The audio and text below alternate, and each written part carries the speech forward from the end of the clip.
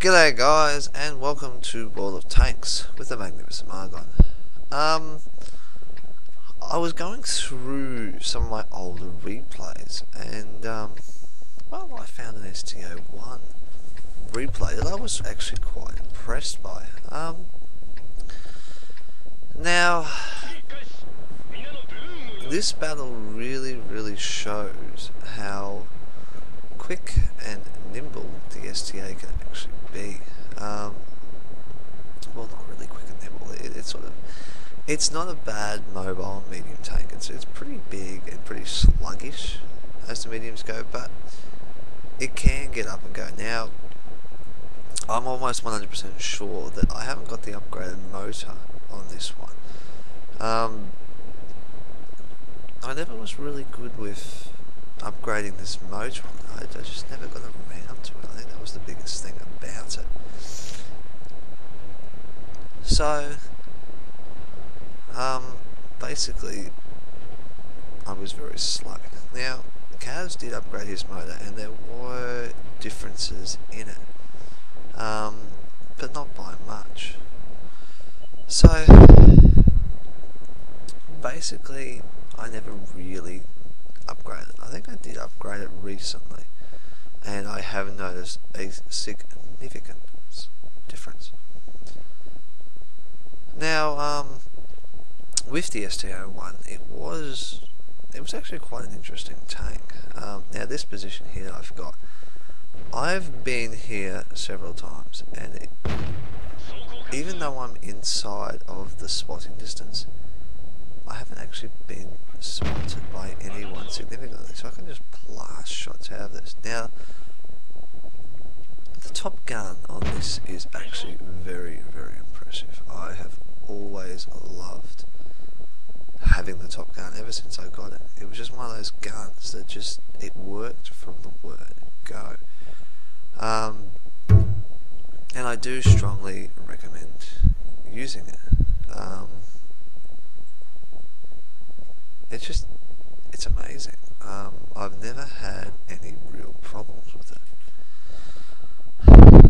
So, basically, as you can see, this position is pretty good for mediums and TDs. Now, I've used it in a wide range of different tanks, and it seems to actually pay off, just being able to get here and use it.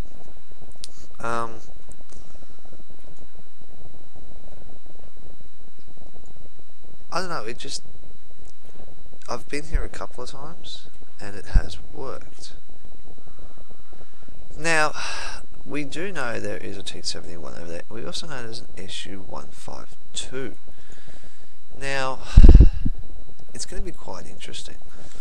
You got to remember that there's the T71. Well, what is it? That's the IS-3 is trying to lure him out a little bit. Now, I'm covering him to a certain extent. Now, we've just got the other ISU-152's popped up, and I'm trying to wait for the one on the back there, reloaded, and I fired, which is perfect. Absolutely perfect. That's the way it should be.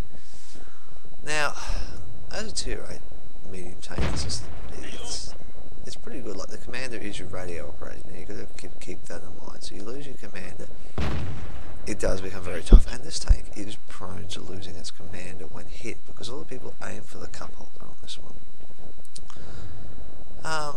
Now, the tier 9 90mm gun type 61, which is the one you use, it's not too bad. The penetration being 218 it's not too shabby. It can penetrate most targets.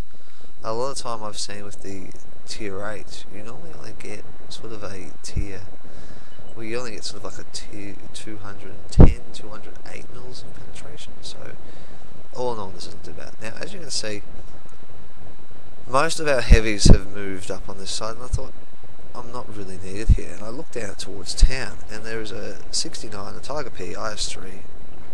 Well, there's a 69 now, mid. As well as a Cromwell actually floating around somewhere. So I decided I needed to move back to do a bit more base defense now and take control of the bottom end of the map. Now we have got a 34, he has moved back, so I've taken a bit more careful, as you should do when you're in this sort of situation. You've got to try and come behind, use cover, and try to snuffle them out. Now I didn't see the IS. The IS has obviously been down there, and he's the one on full health. The reasons I didn't see him, I don't know. So clearly the team didn't have very good spotters down there to actually reveal all the targets. Now, most of our team has moved up. There's the other IS that's been missing as well. And he's obviously been sitting back and allowing the light tanks and medium tanks in the middle go up and do the spotting for him. Now, that's fine. So each person plays their tanks differently, and I've never had any gripes. There's the 69. It's a nice shot. That is. How far away is it? Come on, tell me. Not telling me at the moment. Let's see if I can work it out. It would be 3, 4 to 500 meters away. Basically, that shot penetrating. So it's pretty accurate. This gun. I've never had too many problems. As you can see, I'm back at the back with the AMX 1343. It's not like it's a great position, but it's a nice high position that I can use this gun for. Now there's another great shot. Why can't I get shots like that these days? What's going on with a lot of my gameplay? Like, I'm playing brilliantly, but I don't seem to get games like this anymore. I used to get a lot of games where I could just sit back here. It's unlucky there's one of our allied tanks there. Or dead anyway. Well, that's 34 laughing at the IS-3. Who knows? Now, that's probably why you just took him out. Now, we're in a pretty strong position. Oh, that was a rush shot. I should have waited a bit longer. I would have probably had it. Oh, there it is. That's another good shot. Now, that 69's had a pretty good battle, I would say. Just failed towards my sniping abilities. Now, I learned very early on how to snipe with tanks and be very patient, and it's actually paid off for me a lot of time, and I'm now to move into positions like this and use the bushes. Ever since I learnt about how the bushes worked, it's been amazing.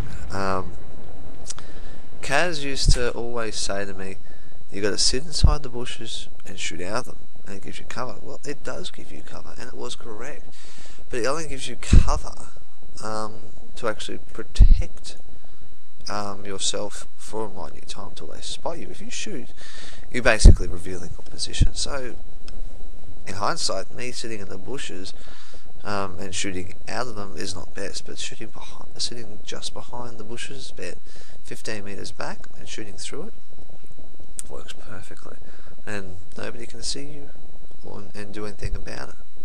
So there you go, guys. That's the STA 1. Now, I've had this battle sitting around for quite a while now, so it is quite an old battle, but it's not too shabby. 2,700 damage, and I'm actually really happy with that. So, guys, I did promise to update those 2 IS battles. I just haven't had time yet. Hopefully to this afternoon I will be able to sit down and do a little bit of gameplay and work on them, but I've also got to get the waffle pan up and running as well this afternoon, so I've got quite a fair bit to do today, and it's going to take a good couple of hours to do all that. So guys, I really hope you enjoyed this. All the usual: like, subscribe, comment if you so desire.